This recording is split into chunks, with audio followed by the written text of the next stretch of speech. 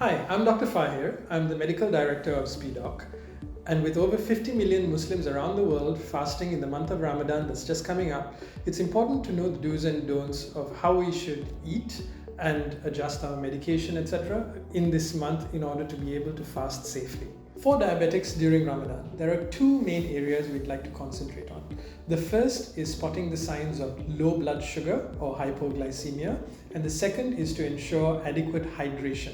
And we'll speak a little bit more about identifying the symptoms of low blood sugar and the symptoms of dehydration. The reason why we place so much importance on this is that low blood sugar in its extreme form can be quite dangerous. And the same with dehydration. In its extreme form can lead to blood clots that can then lead to complications with the heart and the brain. Here are some tips to avoid the pitfalls of low blood sugar or dehydration during Ramadan. Tip number 1, don't skip your early morning meal or the sahur meal. It's important that you get a good balance of carbohydrates, proteins and minerals in your early morning meal. The type of carbohydrates that we want to try and consume during this early morning meal are things that would not fluctuate the sugar too much. Things like bran, cereal, wholemeal bread, porridge, or basmati rice are generally considered low to medium GI and will ensure that your blood sugar does not fluctuate too much. When it comes to fluids, it's important that we consume the right kind of fluids during Ramadan. The daily requirement of fluids is around 1.5 liters a day, and it's important to have around 8 glasses of water or juice with your early morning meal.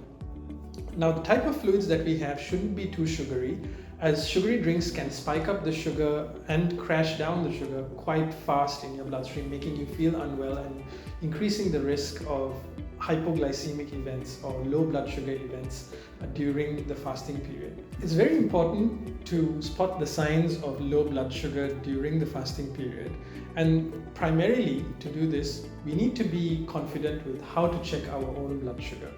If you're not already familiar with using a glucometer to measure your blood sugar, it's important to speak to your doctor or speak to a nurse about how you can go about measuring your blood sugar safely at home. Symptoms of low blood sugar include lightheadedness, dizziness, tremors, or excessive sweating. If you feel any of these symptoms, it's important for you to measure your blood sugars immediately. If you find that your blood sugar level is 4 or below on your glucometer reading, it's important for you to break your fast and have something sweet immediately. Usually this is around 15 grams of sugar. What this means is around 3 sweets or 3 dates if you have that with you, followed by a large normal sized meal.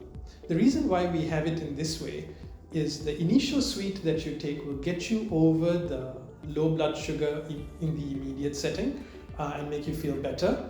The large meal would make sure that your blood sugar does not fall again as a second drop. So it's important to overcome the first drop with something sweet and sustain the sugar level by having a full meal. It becomes unsafe to continue fasting if your blood sugar level falls below 4. And it's important that we pay attention to safe fasting. And if the sugar level falls below 4, it's important to make sure that we adequately treat it with a sugary drink and a large meal in order to prevent further hypoglycemia or further low sugar episodes. During Ramadan, our diets change and the number of meals we have a day changes. As a result, the amount of medication we require for diabetes also changes, and it's important to keep note of this. If you are fasting for Ramadan, you need to speak to your doctor about adjusting the number of doses of medication you have for your diabetes, as well as the type of medication you have.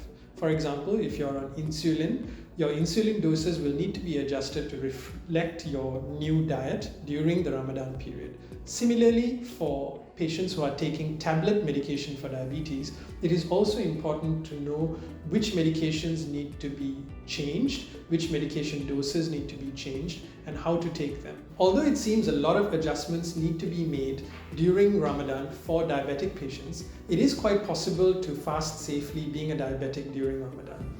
And through Speedoc, you can leverage on our telemedicine platform and our CDHM program. CDHM stands for Chronic Disease Home Management, and through this program, you can access a doctor at any time of the day to troubleshoot your diet and medication queries in order to be able to fast safely during the month of Ramadan. To do this, you might want to download the Speedoc app. The Speedoc app allows you to access our telemedicine platform and our CDHM programs very easily through the press of a button at any time of the day, 24/7, in order to help you fast safely during the month of Ramadan.